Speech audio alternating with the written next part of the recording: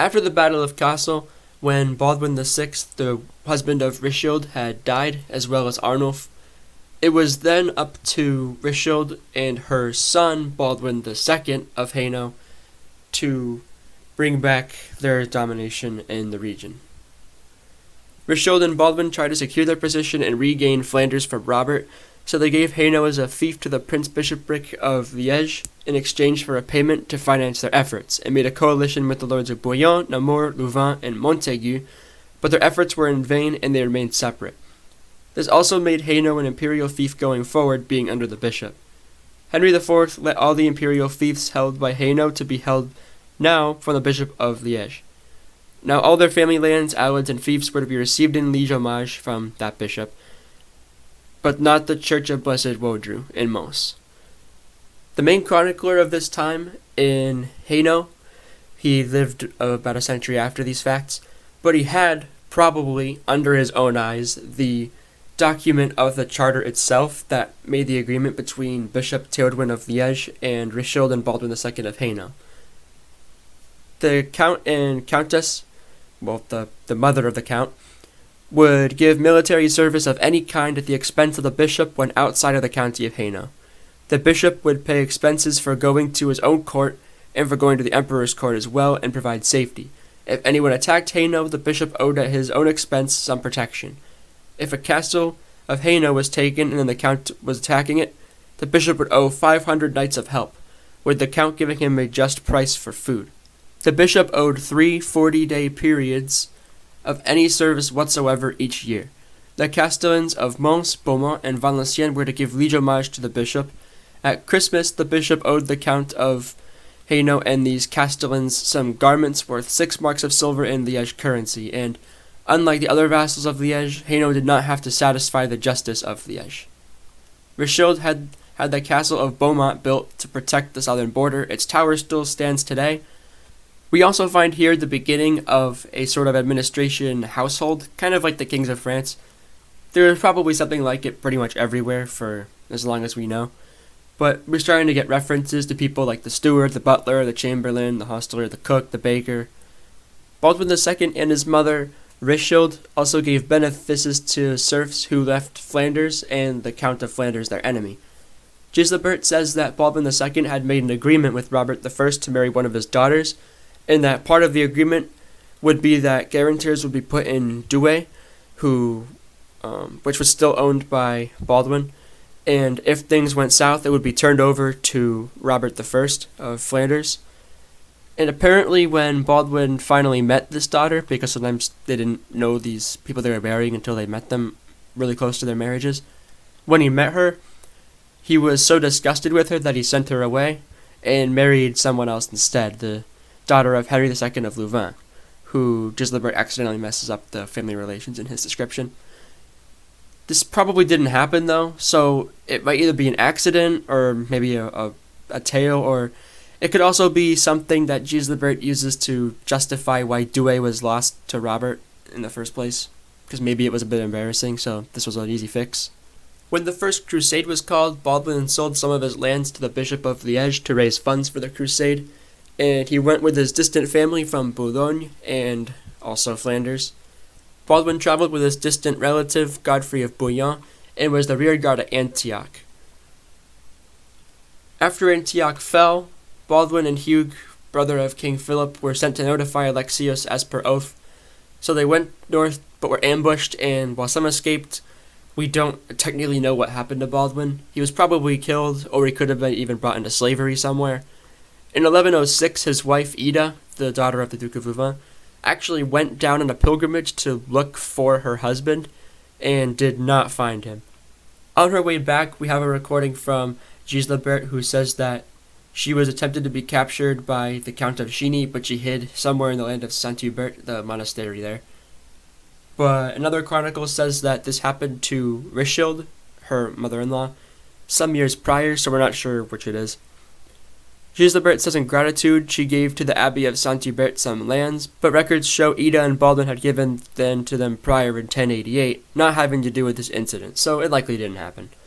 In exchange, the Abbot of Saint-Hubert was now to always be the chaplain to the Count of Hainaut, and come to serve him 3 times a year at Christmas, Easter, and Pentecost, bringing 2 barrels of Liser wine each time. Baldwin II's son with Ida of Louvain was Baldwin III of Hainaut, who succeeded his father. He was at some point betrothed to Adelaide of Maurienne, and this marriage never actually happened because in the meantime he married Yolande of Gelders, and this caused a scandal in the family of Adelaide. Adelaide was the niece of the Countess Clementia of Flanders, the wife of Robert, and she tried to push her niece betrothal as legitimate. Clementia was also the sister of Guy of Vienne, who was none other than Pope Calixtus II himself. So some bishops met up, and they decided to ask the Pope about the validity of this marriage, even though he was already betrothed. And the Pope said that, well, it wasn't a great thing that happened, that it was legitimate and binding because they were married, blessed, and the marriage was consummated. So Baldwin was definitely married to Yolande, and not to Adelaide, even though Adelaide would eventually marry King Louis VI, which is probably more dignified anyways. Since the former County of Valenciennes was one of the core parts of the County of Hainaut, he discovered that there was not much law there, so he put main morte, which is a right of the lord to the movables upon the death of anybody, in that area, other than to clerks and knights, and he agreed that he would not alienate any of Valenciennes to anyone except as a fief. His son Baldwin IV would extend this main morte to everyone, just because of some slight he apparently received in his youth, and Baldwin V would reverse it completely and come up with something more reasonable with the burgesses. Baldwin III was count from 1098, when his father died, to 1120. In 1105, he was with Henry V when they attacked Robert II of Flanders in Henry's struggle with him over Cambrai and Douai. With his wife Yolande, he had 4 children. Baldwin IV of Hainaut, who would be the sole inheritor because the liege homage of the county now made it so there had to be one man in charge. This is something that liege homage, which started to develop around this time, had as an advantage, was that it sort of stopped the partitioning of centuries prior by making there be one man who had to answer to his lord versus all of them answering to the one that was the successor. He also had Gerard, who was given the county of Dol as a fief of Hainaut, again as a fief, and 2 daughters whose marriages are completely inconsequential to the story. Yolande remarried after Baldwin's death the Castellan of Valenciennes and had 2 more sons, which Gislebert mentions as recurring characters in his story, especially with Baldwin V, they're always there. As a fun side note, even one of the descendants of one of these daughters, who was a woman, married the exact guy of the house of Wavrin, who would be the one to have an affair with Elizabeth of Vermandois, the wife of Count Philip of Flanders, who would have him tied up, beaten, and hung upside down in a latrine until he died. Baldwin IV was still pretty young, so his mother Yolande still had to act as regent for him. She had married, like I said, Godfrey of Bouchain, who was actually called the Count of Mons in a charter before Baldwin was old enough. And Baldwin IV would buy the lands off of the 2 children of Godfrey and Yolande, as well as the Castellany of Valenciennes. When the papal legate Cardinal Girard from Liège, before going to Rome, came to the area of Mons, he was convinced by some nobles, especially Alice, wife of Baldwin IV, to give the currently ungiven prebends to some clerks, especially the same Girard as before. So the nuns, when those clerks were in the church, actually drove them out of the church when they were singing their nightly prayers. The important thing here is he married Alice of Namur, who was now the heiress, thus combining Hainaut and Namur into this branch of the House of Flanders. The important marriage of Baldwin IV was with Alix of Namur, which would assure his son Baldwin V the succession and inheritance of that county because Henry would not have any heirs. But this is a story for the Baldwin V part of this story, because it is quite complicated. There's a lot of wars, betrayals. It's something to see.